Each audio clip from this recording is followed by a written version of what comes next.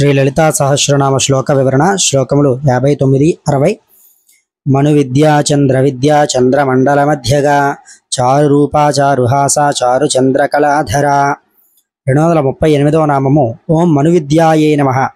మనువు చేత ఉపాసించబడిన శ్రీ విద్యాస్వరూపిణైనటువంటి తల్లికి నా నమస్కారములు అని అర్థము.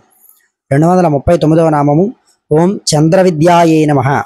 చంద్ర విద్యాస్వరూపిణైనటువంటి తల్లికి నా నమస్కారములు అని అర్థము. 240వ నామము ఓం చంద్రమండల మధ్యగాయే నమః.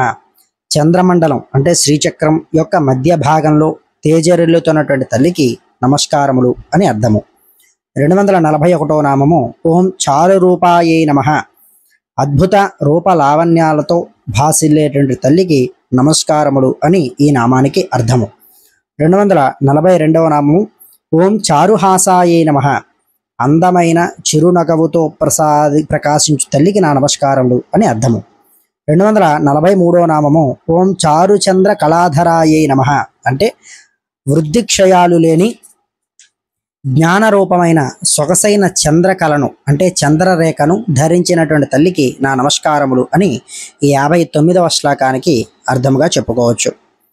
60వ శ్లోకము చరాచర జగన్నాథ చక్ర రాజనికేతన పార్వతీ పద్మనయన పద్మరాగ సమప్రభ.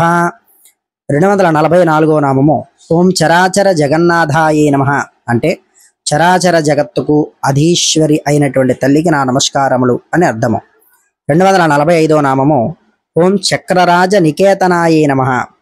చక్రరాజాన్ని అంటే శ్రీచక్రాన్ని నివాసంగా చేసుకునేటువంటి తల్లికి నా నమస్కారములు అని అర్థము. 246వ నామము ఓం పార్వత్యై నమః. పర్వతరాజు హిమవంతుని పుత్రిక కావున పార్వతి అనే నామంతో ప్రసిద్ధి చెందినటువంటి తల్లికి నా నమస్కారములు అని అర్థము. 247వ నామము ఓం పద్మనయనాయే నమః. పద్మములు మాదిరిగా అందమైన విశాలమైన నేత్రాలు గల తల్లికి నా నమస్కారములు అని అర్థము. 248వ నామము ఓం పద్మరాగ సమప్రభాయే నమః. ఎర్రని పద్మరాగమణితో సమానమైన కాంతితో భాసిల్లుతున్నటువంటి తల్లికి నా నమస్కారములు అని ఈ 248వ నామానికి అర్థము. అలాగే 60 శ్లోకాలు ఇక్కడతో భావాలతో మనం పూర్తి చేసుకున్నాం. తదుపరి వీడియోలో శ్లోకము మరి యొక్క భావము తెలుసుకుందాం. ఛానల్ సబ్స్క్రైబ్ చేసుకోండి. ఈ సమాచారాన్ని 10 మందికి అందజేస్తారని కోరుకుంటున్నాను. స్వస్తి.